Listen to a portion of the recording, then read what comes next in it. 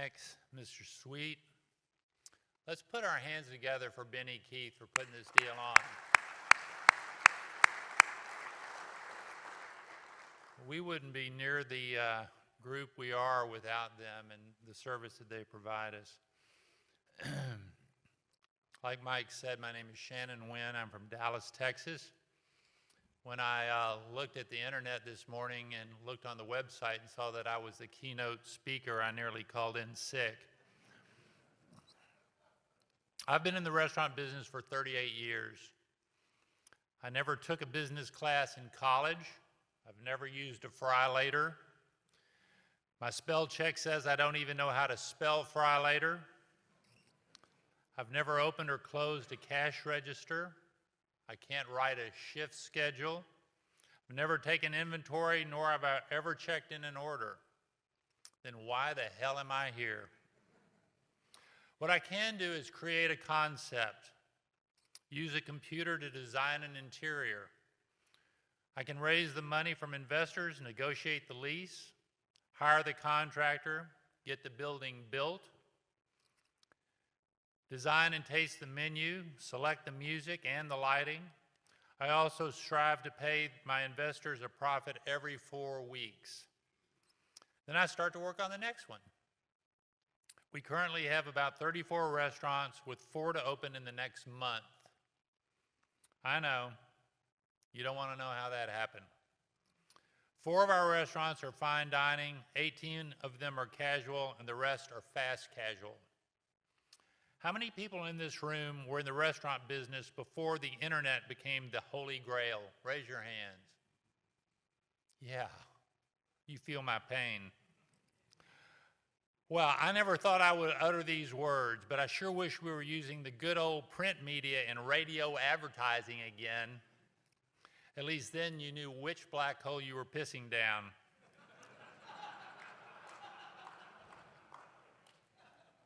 Now, if you take a short nap, the entire medium called digital marketing will have completely changed by the time you wake up. There will be a new rabbit hole to run down searching for those cute millennials. Now look, I get it that I might sound like an old fool reliving his glory days, complaining about the way things are today. I don't mean to. We have a staff of 4 digital 30-somethings keeping our information front and center on every digital dining, social interactive, beer-swigging, animal-loving, nonprofit-seeking, Bitcoin flipping, gossip-mongering, Trump-loving, Trump-hating, gay, straight, and undecided, goat yoga, millennial selfie-taking, Snapchat, snap this, snap that, Insta this, Insta that, until I want to scream it at Sally. I get it. Adapt to the new reality of restaurant experiential photo play or perish. I have 6 kids from the age of 22 to the age of 34. They all live in this space. I can see a lot of what's positive and a whole lot about what's negative when it comes to how many of the millennials spend their time on self-promotion. But I can adapt or I can perish. So what am I here to preach about? I don't want to preach as much as warn. Our business has changed a lot in the past 20 years. Mostly it has changed in the last 5 years. In fact, let's hone it down to the last 3 years. Why? Because we had to learn how to recognize that much of digital media is not that important. We had to learn how to read it. The restaurant industry is getting hammered right now, and I can use one word to represent the reason why. It is a word I say nearly every day. It is a word I love to say. It makes me feel powerful. It makes me feel as though I'm in control. It makes me feel like someone is listening. Alexa, order me some toothpaste. Alexa, order me some enchiladas. When I was writing this, then reading it back to you all, I was sitting in my office, and Alexa overheard me and tried to order some toothpaste. So when I rehearsed it the second time, I had to whisper. So what does Alexa have to do with today's restaurant troubles? Ladies and gentlemen, we are in the perfect storm. Definition of the perfect storm: a particularly bad or critical state of affairs arising from a number of negative and unpredictable factors. Is the restaurant industry in a bad or critical state of affairs? I say a resounding yes. Though the press says business is booming. Fake news. Is this the perfect storm caused by a number of negative and unpredictable factors? Again, yes. When I tell people that the internet, as wonderful as it is for marketing imaginary hotels made of sugar so I can grab the best Instagram shot of all time, raising my overall stock likability to better than 200 likes, when I tell them the internet caused the perfect storm, most people assume it is due to something as zero net positive as Uber Eats.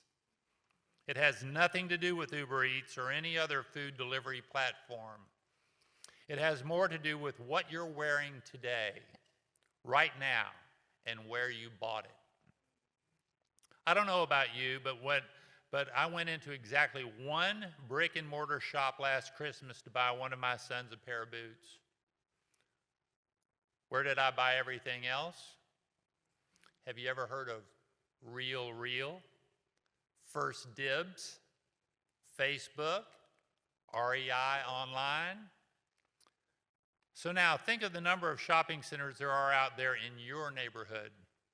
In Dallas, there's North Park, Highland Park Village, the Galleria, on and on and on. West Village is a lifestyle center combining restaurants, retail, services, all downstairs, with upscale living up top. There are hundreds of lifestyle centers just like it. The guys that built these lifestyle centers and every other shopping strip and shopping center like Inwood Village in Dallas, Preston Royal Shopping Center, West 7th in Fort Worth, they mostly all receive multiple levels of financing to build or buy their centers.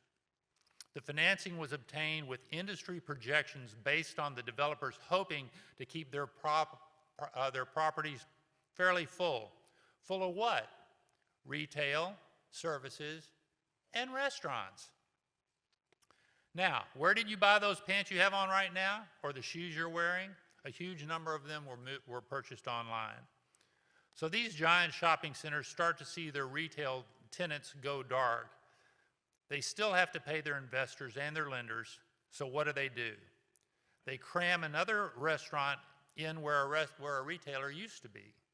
The service segment is mostly unaffected because you can't get a fake tan over the internet, at least not yet. So the developers need to prop up their cash flow with new restaurants. So then their tenant mix of 75% retail drops to about 50% retail, and the rest are restaurants. In some cases, like Toyota Music Factory in Irving with 17 restaurants and no retail, it's 100% restaurant. Now, how do they do it? How do they get these restaurants to magically appear out of thin air? They pay them to appear out of thin air. They pay them to go into their centers. In order to charge them a higher rent, they give us money, otherwise known as tenant improvement dollars, or on the street known as TI. Man, those guys down the street are offering $100 a foot in TI. I can't afford not to go with them. Everybody knows how a heroin dealer works, right? Hey, buddy, first one's on the house. Let that soak in. Same with the developers. They lure new restaurants in and cram them into where retail should be, which adds confusion to the marketplace. And then a city like Dallas soon has way too many restaurants. I'm going to go out on a limb here and suggest 20 to 30% too many restaurants are in Dallas, Texas right now. Too many for who? Too many for me to make a good return under the terms that I signed my lease 15 years ago. That's who. Wah, wah, wah. What a crybaby I am. Adapt or perish. Well, my response is, come on in. The water's great. What does this do to our fine dining world?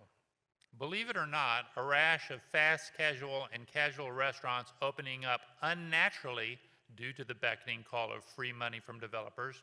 These new restaurants cause confusion in the marketplace and divert attention away from fine dining. It also causes fast casual spots to cannibalize each other and incomes to suffer across the board. Like a giant school of fish causes confusion to its predator. The more food destinations of any size in the marketplace cause confusion and competition for all diners, all levels. So that's why all the competition is affected on the top line. What about on the bottom line? How many restaurateurs are in the audience right now? Raise your hands. Yeah. Now, I'm going to go out on another limb here and ask how many of you out there are not struggling with finding good labor help? Wait, where did all the hands go? Exactly. So with this influx of too many restaurants, all levels of the restaurant business are also impacted on their bottom line. Labor costs are through the roof and service is down with untrained workforce. So we have top line issues with too many restaurants, we have bottom line issues with labor and too many restaurants, and soon the developers will see that that enormous TI allowance they used to entice the overabundance of restaurants was ill spent, because their new restaurant tenant could never do the sales required to stay open for very long. Too much conflicting competition. So now, don't feel sorry for the developer. He will figure out how to backfill his empty spaces with medical services and niche products. But he will not be able to make the profits he used to make, nor will we, the restaurateur. So what do young restaurateurs do that want to break into the business now? For one, just say no. Developers coax us into paying most of their line item expenses: taxes, insurance, CAM, called triple net charges. They entice them with TI money, the crack cocaine of new restaurants. Just say no. Tell them you will not pay their CAM fees, and you sure as hell will not pay their added management fees. You need to make a profit. You don't work for the landlord, they work for you. You're not in the business to make their dreams come true, they're in business to make yours. So just say no to huge TI allowance. It's a trick. Tell them you want low fixed rate rent and you'll never pay more than 4% over breakpoint. Just walk away. They need you way more than you need them. So eventually, they'll agree.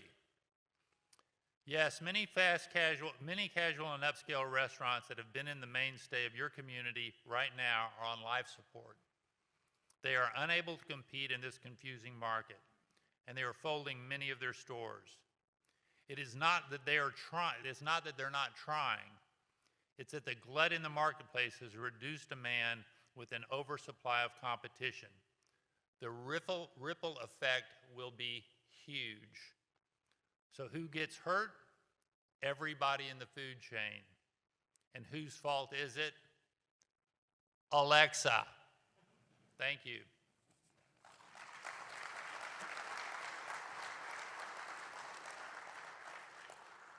If anybody has any questions, I'm happy to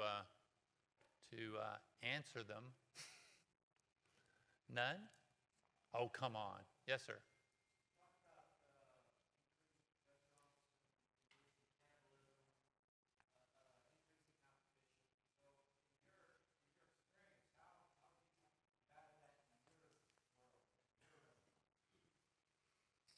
Well, this is a fairly new phenomenon because we haven't experienced an environment that is this competitive. And that's a very good question. I try to preach to stay out of the internet in your brain and stay in your four walls. Because the most expensive thing you can do is get somebody to walk into your restaurant for the first time. That's the first time. Once they've gotten into your restaurant for the first time, most of the work's done. So we try to focus on their experience once they're there. And I try to keep our heads pointed down and working on making sure that experience is great and not looking around so much. Word of mouth is always the best and cheapest way to promote your business, and a good experience will do most of that. Yes, sir.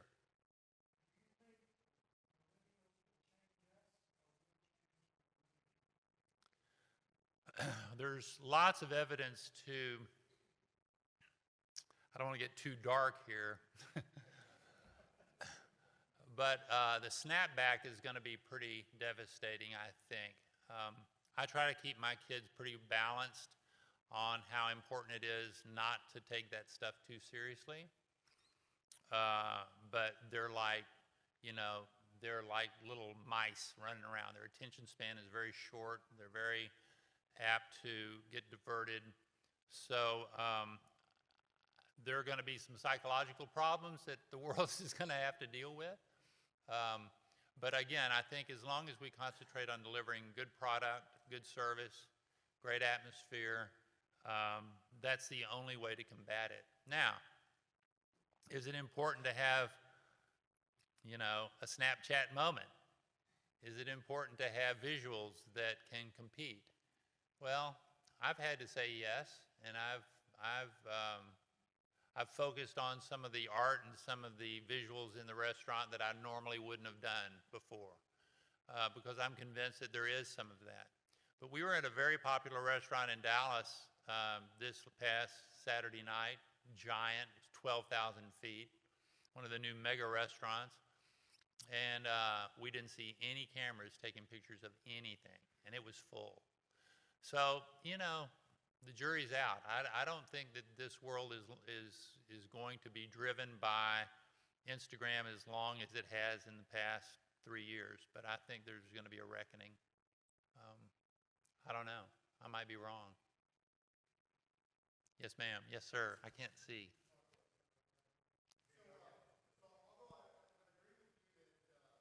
There are just tons of restaurants. What do you suggest, or what do you recommend for second generation opportunities? So if we're a young restaurant group and we do want to grow, I mean, is that the best way to go, second generation? There's great value in second generation. Find somebody whose kitchen somewhat lines up with yours. You've got your restrooms, you've got your HVAC, you like the location, and it's all putting lipstick on a pig. Take it. I'm a big believer in second generation, third generation. It's amazing to me how many people don't pay attention to how important that asset is. They go in there in lieu of a bunch of TI dollars, they keep their rent low, and they take advantage of a second generation. It makes all the sense in the world. Yes, sir? Keep your food to the quality that it should be, with these new services like DoorDash, Uber Eats and all that. Because, I mean, that's what some of these millennials, they don't even go to your restaurant. They'll just order, and that's what they see. How can you control that? Uber Eats, DoorDash, that's the other great con. Like I said, it's a zero net positive game. You're doing it for only one reason, to keep your name out there. We don't make any money with Uber. I mean, I'm sorry, we just don't. It's the most successful delivery concept in the world today, at least in the United States that I'm aware of. But it's very expensive. I can barely justify even having it. We do it only for marketing purposes. We can't make a profit at it. So you have to make that hard call. I think that we all ought to band together and demand that Uber drop their rates down to about 20%. I wish the Texas Restaurant Association would do something like that. But it's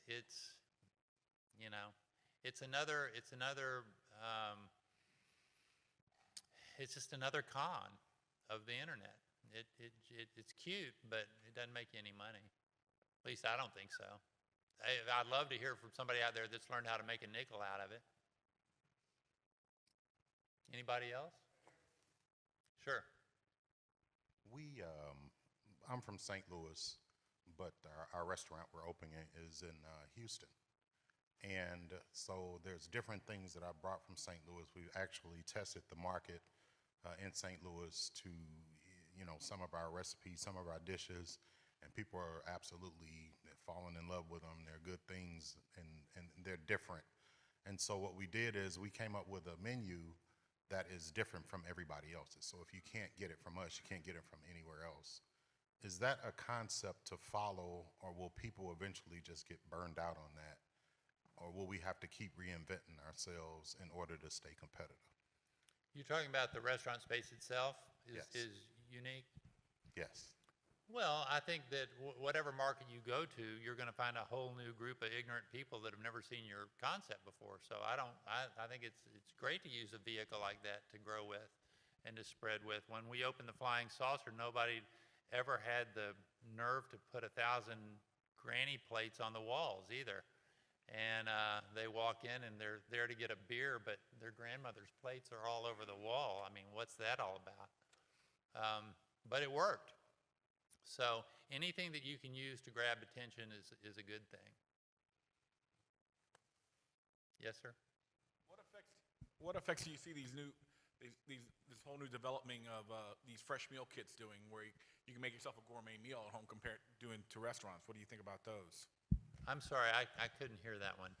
What do you think about the fresh meal kits that are coming on the market now, where they're saying you can make the same food that you have in a restaurant at home at less cost? Great, go for it. I mean, so we have a concept called Mud Hen Meat and Greens. It's a healthy concept. We provide the recipe to the people. You like our food, we'll give you the recipe. You'll fix it once. But there is no risk in giving people your recipe. There really isn't. It's a pain in the butt to make what we make, So go out and try to find you some breadfruit or ugly fruit. Good luck. Anybody else? Yeah.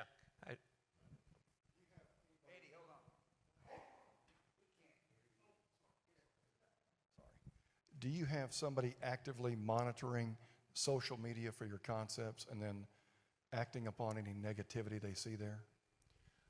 We have 4 people who do nothing but social media, different kinds of social media, reacting to negative concept, to negative comments.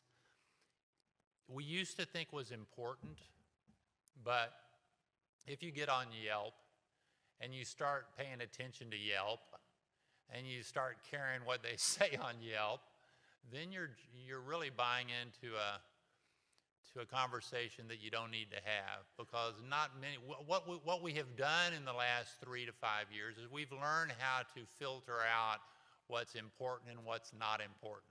So we know there are a lot of crybabies. We know that there are a lot of people that want to just complain and bitch. 5 years ago, we took that seriously. Now nobody really takes it seriously because we're used to it, So we don't spend a lot of time reacting to negative comments or trying to fix them. Now, if they're really bad and we've done something wrong, we want to fix them immediately. But I would not suggest that you spend a lot of time trying to cover your tracks on a negative comment. Yes, sir. Hi, Shannon. You touched base on the labor force and lack thereof a little bit in the front of the house and the back of the house. When I was a younger man bartending and serving, there was more of a sense of pride, and you could be proud of where you worked, and that was kind of the incentive to work at a certain place. That seems to be somewhat gone now, and so I guess my question is, besides monetarily, the income that they bring in, is there anything that you do in your concepts to incentivize younger staff members to want to work for your concept? That's a tough one. As we've all heard in the cartooning of the millennial, they're here, there, and then they're gone. At our Flying Saucer concept, they have to memorize so much information. They have to do so much work to take the floor that they've invested a lot of time and a lot of trouble to learn our process. So the training is very, very rigorous, and we use that as our kind of weeding out tool.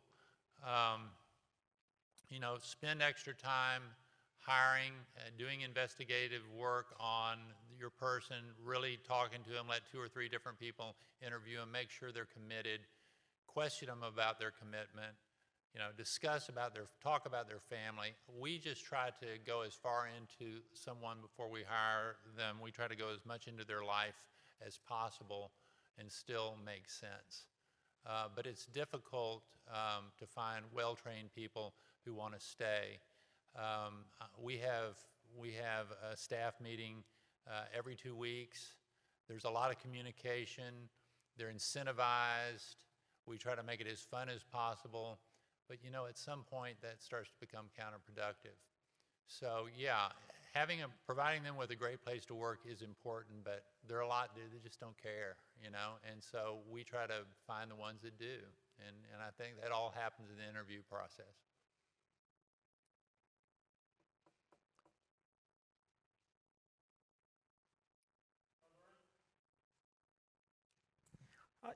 I kind of agree with your comments about developers. Are there any developers that you've worked with that really get it and kind of agree with some of your concerns?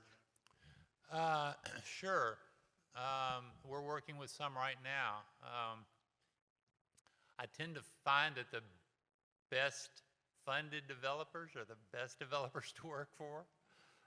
We have 2 stores in downtown Fort Worth with the Bass Brothers. They're great to work for. They're big picture guys. They don't sweat the small stuff. We're working right now on 3 restaurants with Lucy Billingsley out at Cypress Waters. And we're working with Rosewood right now on 2 restaurants in Plano. So there are some great landlords throughout North Texas that are great to work with. Those that are less dependent on institutional lending will tend to be easier to work for because they've got their own money. They're not beholden to a lending institution to approve every single nail that you put into the space, and they're just more relaxed. So we like it when they're well funded. Yeah. Yes, sir. You mentioned your social media quartet that you have that works on it for you all the time. What do you have them focus on if they're not responding to negativity? What do you have them try to promote or do?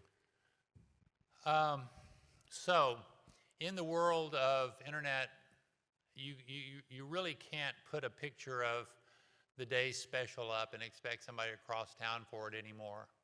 3 years ago, I could take a picture of a hamburger and say this is what we're serving today, but you know, everybody's gotten numb to that.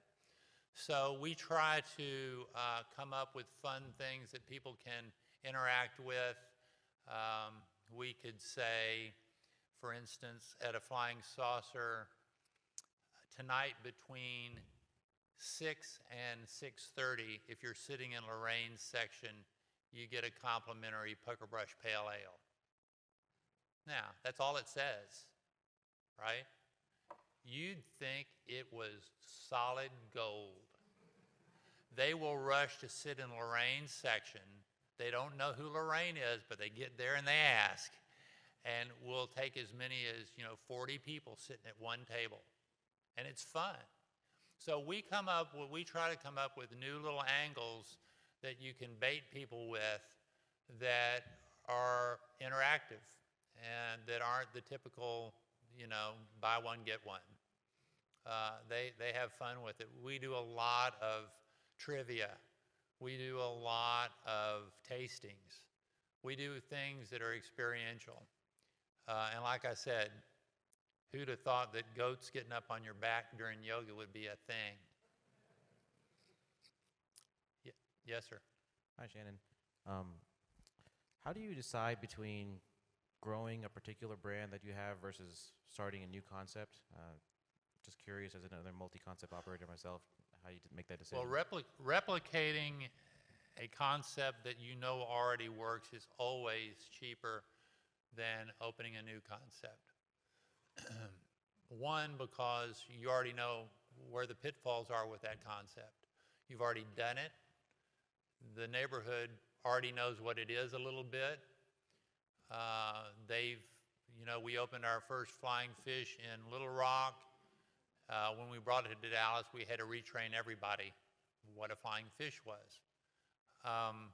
So the educational process of getting people up to speed about what you're all about is expensive.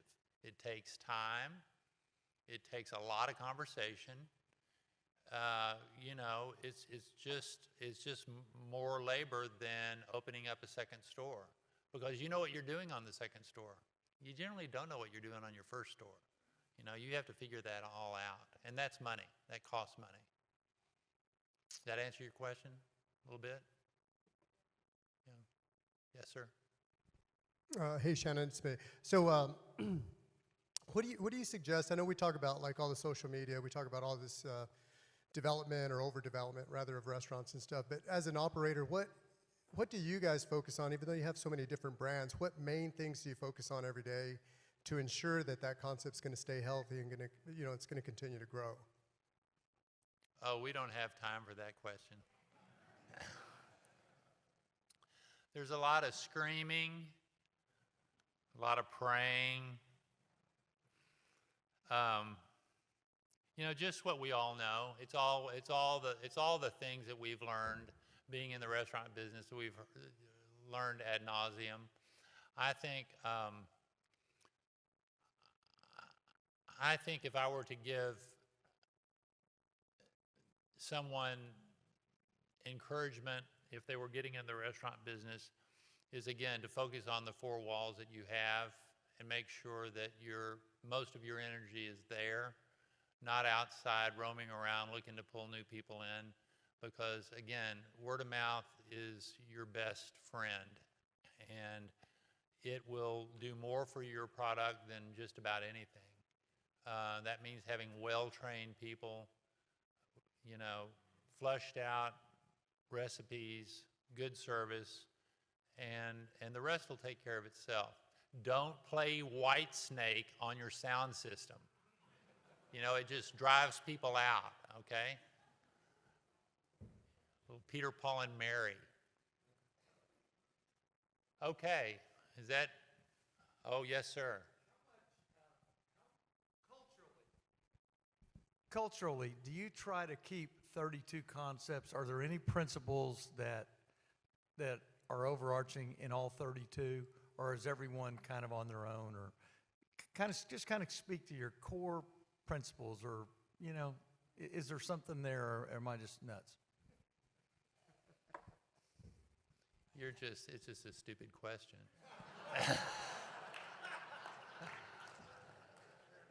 No, like I said, it's just, you just do the best you can. Again, we have fine dining and we have fast casual, and they're just different worlds.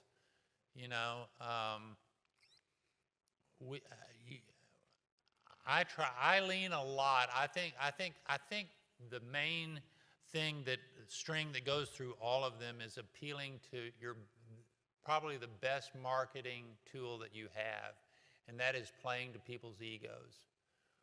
To be able to call somebody by name when they walk in your store is invaluable. Nobody feels better than when they walk in with a friend or a date and somebody goes, "Hello, Mr. Smith." It makes you feel like $1 million. And if you can train your people to use everybody's name as their best offensive tool, then you'll win.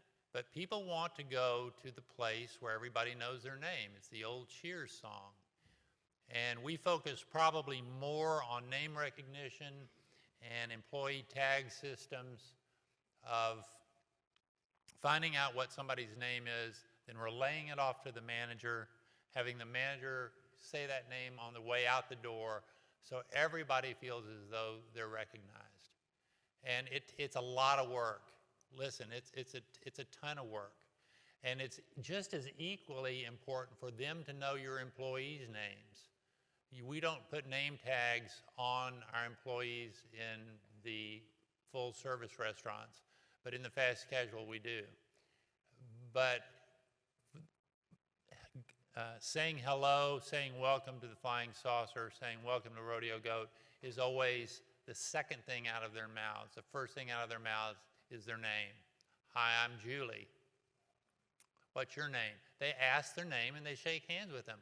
Many women, you know, were never trained in their lives as little girls to shake hands. And if they were trained to shake hands, they don't give a good solid handshake because somebody in their grandmother might have told them that they needed to be more genteel. No, no. Squeeze that hand until it you know, squeezes the blood out of the guy's hand. You want it to be firm, you want them to look you in the eye, and you want them to say their name. All of that is important, but I think the name recognition is probably the number one thing that I preach, concept to concept. Yes, sir? Circling back to the millennials, you're good at that subject, so I want to keep you going on it. What I see changing more than anything lately, beyond the quantity of restaurants, is how much of millennials will spend money on beverages. Quantity, variety. You've done a great job on the bar side of your business. How important is the beverage menu? Going to a restaurant now, the beer, wine, craft cocktails is 3 times larger than the food menu. Is that how you stay profitable in this business? Well, I don't know about you, but if you have kids that are 25 or up, they're not saving a nickel. And this is going to come crashing down, ladies and gentlemen, at some point. Now, at some point, that's going to change. Get their first kid on the ground, it's all going to change. So if you can grab them before they have their first child, you know, more power to you. Craft cocktails have been huge in our industry. Beer, we have seen a total collapse in the market in the last 3 years due to the change in our laws and the wisdom of the state of Texas going from a 3 to a 2-tier system, which was a gigantic mistake, at least as far as I'm concerned. You know, overindulgence, over-egoed markets have caused there to be a lot of problems in the beer industry. Benny Keith is probably our biggest supplier of quality handcrafted beers. We sell more than probably anybody, and in terms of multi-tap selection. And you know, everybody wanted to be in the craft beer business, and look what happened. You know, all of a sudden, the breweries became bars, and as soon as the breweries became bars, it killed the product. So it's been a very difficult thing, and as people got a little bit tired of the craft beer revolution, they turned to spirits and to craft drinks, craft cocktails, and they are important. I kind of forgot the question, but I know that it's out there someplace, and I know that, look, I quit drinking 30 years ago, 30. So the most exotic beer in the marketplace when I quit drinking was Heineken. That was a craft beer. So I can talk it, I can fake it, but I can't tell you anything about it. Yes, sir? Hey, Shannon, Greg Garvey with Jake's. How are you doing? Hey, man. Hey, now that you have all these concepts, I just was wondering, which one do you still have the most fun with? Wow. Well, do you have kids? Only one. Oh. Which one do you have the most fun with? None.